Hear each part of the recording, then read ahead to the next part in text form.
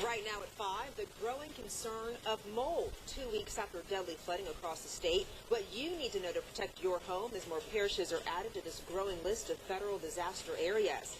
And the fairgrounds are bustling with life as horses and fans get ready for the 103rd Louisiana Derby. We're live from Gentilly. Plus, a New Orleans tradition draws thousands to Mid-City, while the Crescent City Classic is much more than just a race. The News at 5 on this beautiful Saturday starts right now. Live, local, late breaking. This is WDSU News at 5.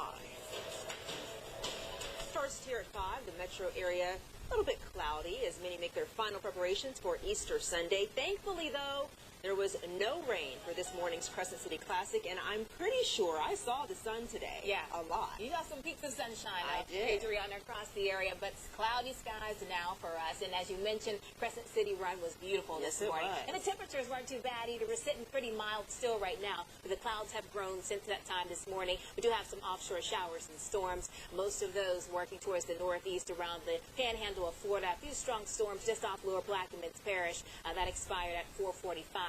Cloudy skies continue. There's the warm front. It'll continue to lift to the north. What does that mean for us? Increasing rain chances, more so overnight and into your Easter Sunday. It's 76 at the airport now. Winds are east-northeast at 14 miles per hour. Temperatures in the 70s. Double sevens for Bogalusa and Slidell. 73 for Homa. 73 for Belle Chase at New Orleans International. 76 degrees. For the next 12 hours, those rain chances going up. I think you'll be okay through this evening. You have evening plans. Get them going. Get everything finished by midnight tonight if you have some plans to head out. We'll see those rain chances going up to around 20% by that time frame, 60% by 3 o'clock, and by those sunrise services tomorrow, up to 80% with temperatures in the upper 60s. So here's the forecast model into midnight. You can see that rain pretty much over the metro area. More scattered at that time, but as we get towards 6 o'clock, yeah, there it is. That batch of moisture continues to pour in. We'll have details. Sunday, not a total washout, but you'll want the umbrellas for church services tomorrow. I have those details coming up in just a little bit. Adriana, back to you. All right. Thank you so much, Quaylen. Well, there are now 30 parishes on the federal disaster list. That's nearly half of all the parishes in the state. It's an important first step to make way for federal dollars aimed at recovery. WDSU reporter Jennifer Crockett has a breakdown of the parishes added today and what affected homeowners are now being told to do. Well, Adriana, just hours ago, President Obama agreed to expand the federal disaster declaration and the aid that goes with it to Jackson, Rapides, Red River, and Sabine parishes.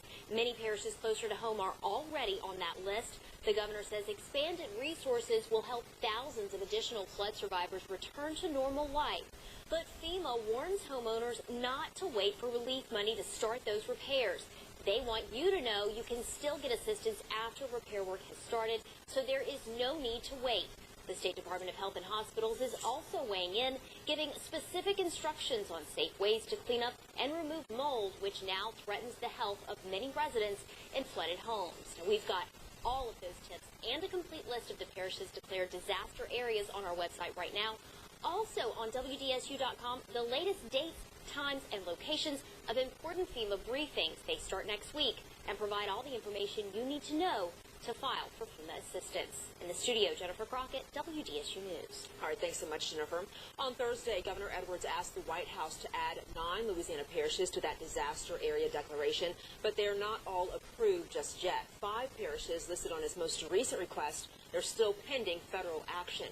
And many Red Cross volunteers are spending this Easter weekend helping those devastated by this month's severe flooding. Since that flooding began more than 2 weeks ago, more than 184,000 meals and snacks have been served to flood victims. Volunteers have also handed out more than 46,000 cleaning kits, personal care kits, and supplies.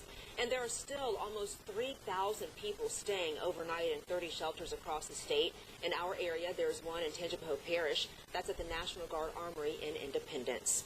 A local fraternity is spreading some cheer as well this Easter weekend. The men of Omega Psi Phi Fraternity Incorporated spent this morning and afternoon handing out Easter baskets to kids in the hospital. Over 100 baskets were filled with candy, toys, basketballs, footballs, and other items, and given to kids who will be spending their Easter in a hospital bed. The Road 5 chapter has been doing this for more than 20 years, and they also spend time going to housing shelters on the east and west banks. Happening tomorrow, there are 3 Easter parades planned. The historic French Quarter Easter Parade kicks off in the morning at 10:30. That parade line will start at Antoine's Restaurant, then head to St. Louis Cathedral for 11 a.m. Mass. Then after Mass, people will head into Jackson Square to show off their Easter hats and suits, and the best of the best will be awarded in a ceremony afterward. And then after that, it's the 33rd annual Chris Owens French Quarter Easter Parade. That rolls at 1 o'clock, and the Grand Duchess is French Quarter singer Chris Owens herself. She'll lead her band of parade goers from Canal and Bourbon Street through the quarter. And this parade, you can expect to see vintage convertibles, brass bands, and plenty of Easter-themed throws. Also in the quarter, the LGBTQ community will have its gay Easter parade. The paraders ride horse-drawn carriages and floats, all while decked out in their Easter best. There will also be an Easter bunny contest at Good Friends Bar. The parade gets started at 4:30. The 103rd Annual Louisiana Derby is today, and the fairgrounds, of course, are full of people hoping for that big win at the races. Here's a live look now at the fairgrounds. One person hoping for a major win is Tom Benson. He has 2 horses racing today. Mo Tom will be in the 6th slot as an odds-on favorite to win, 5-2. Another Benson horse, Tom's Ready, will be lined up next to the favorite. Tom's Ready is 15-1 to win the Derby, a bit of a long shot. Sports anchor Sharif Ishak will have more on the outcome of that race coming up in sports. The Crescent City Classic is, of course, a New Orleans tradition, attracting thousands to New Orleans each and every year. It's where world-class competition meets amateur racing. As WDSU anchor Farrah explains, runners and walkers are adding a little fun when it comes to completing this 10K race. While thousands of people flock to the Crescent City Classic, believe it or not, it's actually the attire that they are most focused on. Whether it's a Viking, an Easter bunny, or ballerinas in tutu, many spend months searching, sketching, designing, and making their costumes for the event. And for most of them, it's a family tradition. Every year is something new and interesting, and we make new costumes. Last year we were peeps, and we're still picking out feathers from our car from last year. And it's a good time for us to get together, and it's just really a 6-mile bar crawl, and who doesn't want to do that, right? The Crescent City Classic is a fundraiser for nonprofit organizations throughout the area. In fact, last year, the organization donated over $500,000. In Mid-City, Farrah, WDSU News. And the next big race in the All-State Sugar Bowl will be the Crescent Connection Bridge Run. That happens Saturday, June 4th. A Good Samaritan became the target of an armed robbery this morning on Magazine Street. Police say the 39-year-old victim stopped to offer help to some people who were stopped in a car near Magazine and Josephine Streets when the driver pulled out a gun. The man demanded the victim's wallet and cell phone, but when he saw there wasn't any money in the wallet, he gave it back, but he did steal the phone. The victim was not hurt. And in Gerttown, a man was injured in a shooting just before 1 o'clock this morning. That 29-year-old told police he was walking to meet his girlfriend when he heard several gunshots. Police say that man was shot in the leg and taken to the hospital. Right now, the NOPD is looking for a Mandeville woman who's missing. Haley Saltaformaggio was last seen Friday afternoon around 4 o'clock. Friends told police they saw her leaving the area around St. Peter and Bourbon Street. She was driving a silver Honda Accord. It has a Louisiana license plate with the number YLU541, and her friends say she responded to text messages about an hour later, but they've not heard from her since.